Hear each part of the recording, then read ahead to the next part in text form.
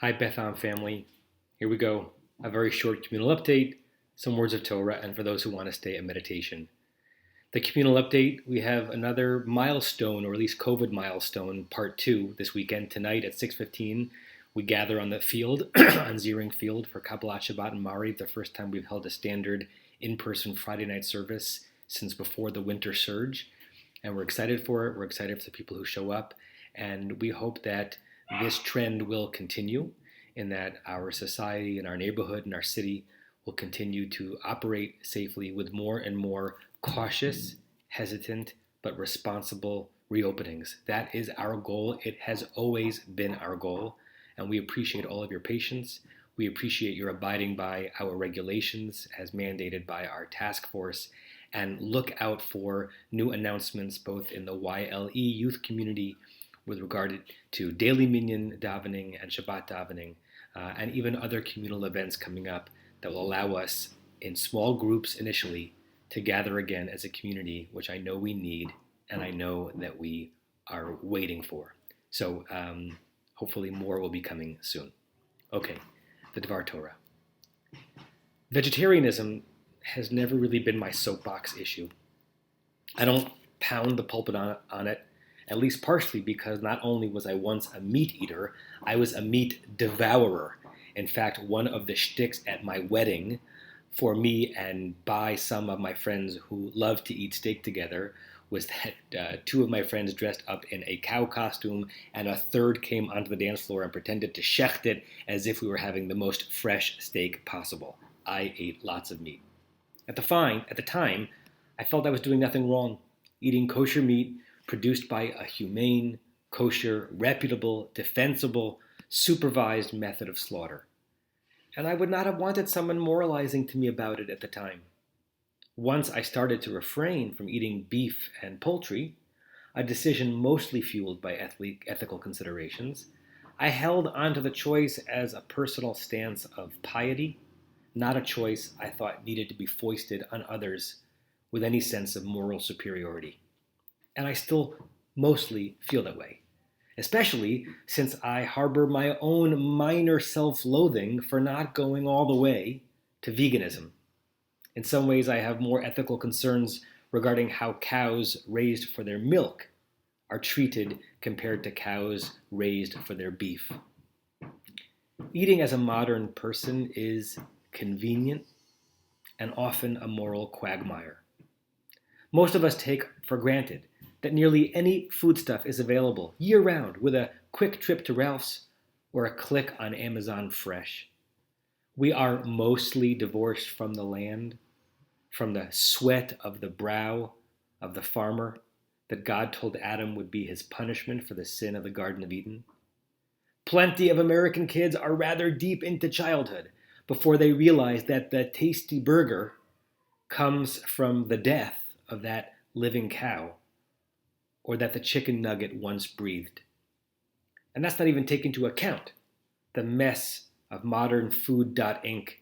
and the way its infrastructure exploits up and down the economic food chain, enriching a few on the often underpaid, back-breaking labor of the many, producing tasty and cheap food for us all.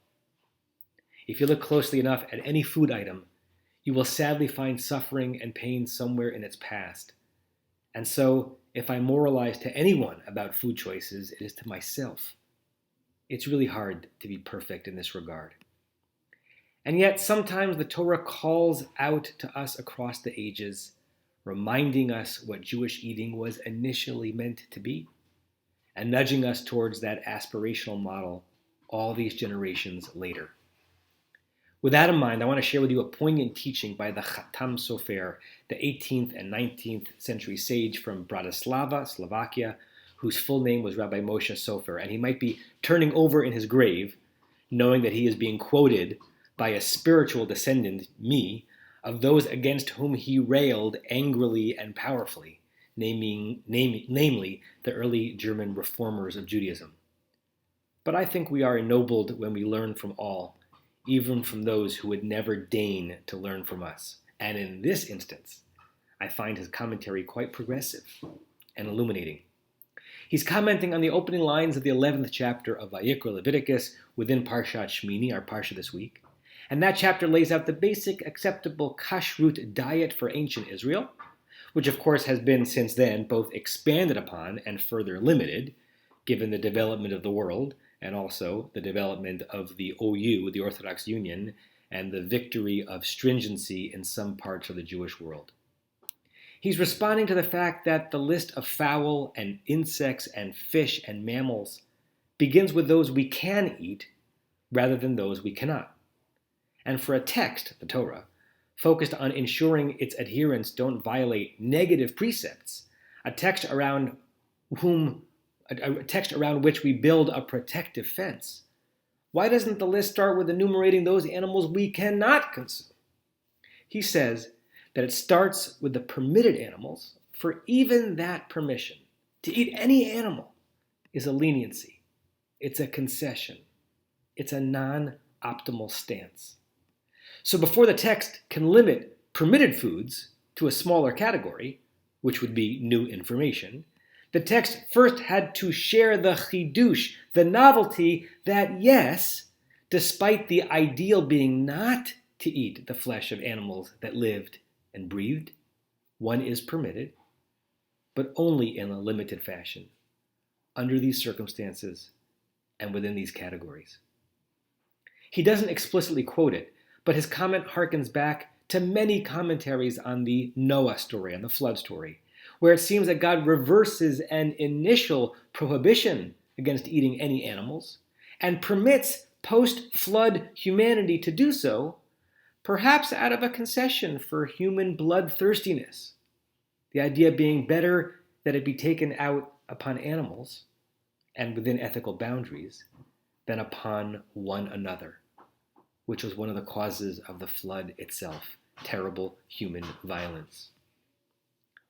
Whether we eat meat or not, I think all of humanity, and certainly all of conscientious Jewry, should go back to this notion, to think of the consumption of that which once breathed to be a concession, less than ideal, a non-superior way of getting one's calories.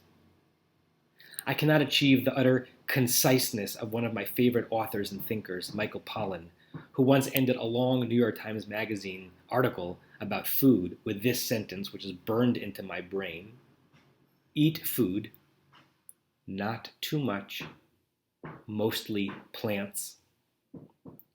But maybe the order of the list of Parshat Shmini is communicating to us with similar clarity. Eat animals sparingly. Pay more to eat them more humanely. And don't just rely on familiar labels to be your ethical compass. And consider, there once was, and maybe still may be, a more lofty way of eating as a human, as a Jew. Shabbat Shalom. And if you do not want to stay for a meditation, then I do wish you a Shabbat Shalom, and I do say once again that I miss you and I love you. And if you'd like to stay for meditation, a short one, I invite you to close your eyes.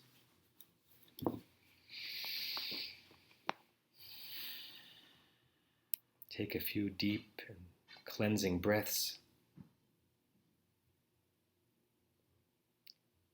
to bring yourself into a stance of repose, of poised rest, your eyelids blocking out visual stimuli,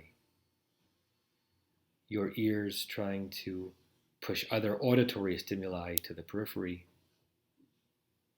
and you're mostly responding to the stimulus of my voice, the stimulation you get from your own breathing, and the images that come into your mind, which you can look at, consider with curiosity, and then also release, making room almost instantaneously for the next one.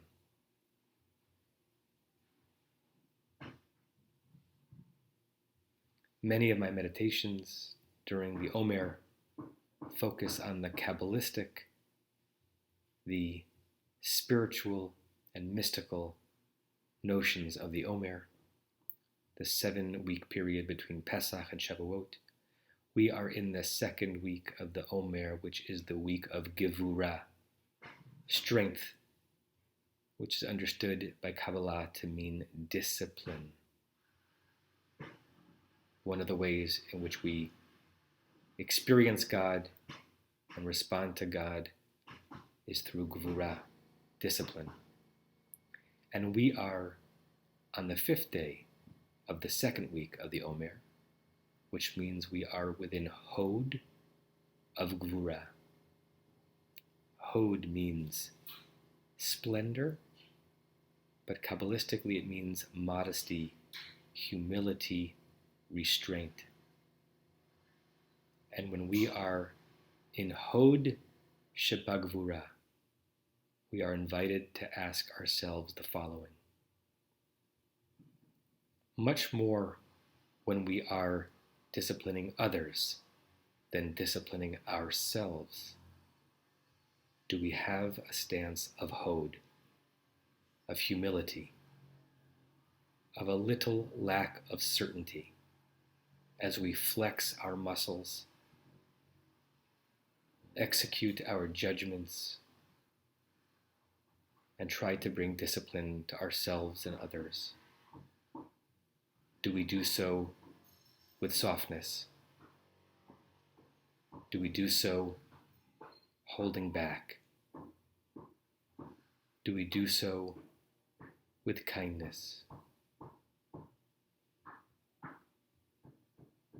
And even when you offer to discipline yourself, do you rail and pummel and bring low?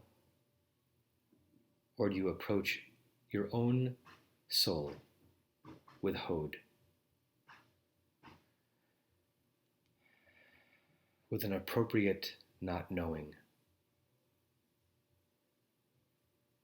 with a recognition of the value of your humility vis-a-vis yourself and vis-a-vis others?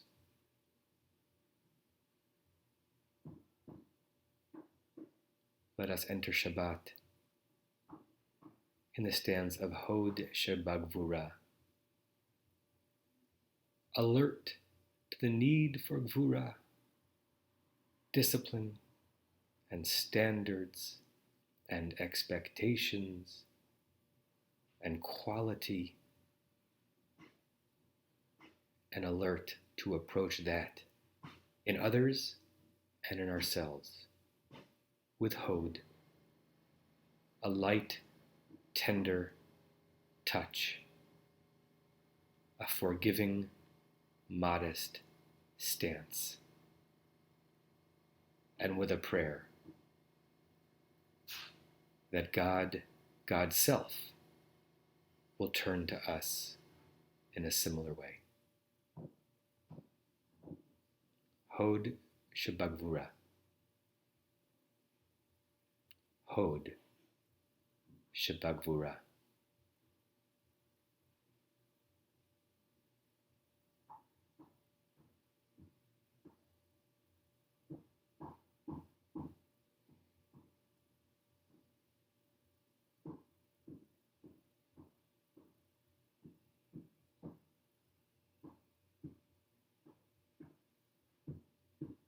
And when you're ready, you can open your eyes.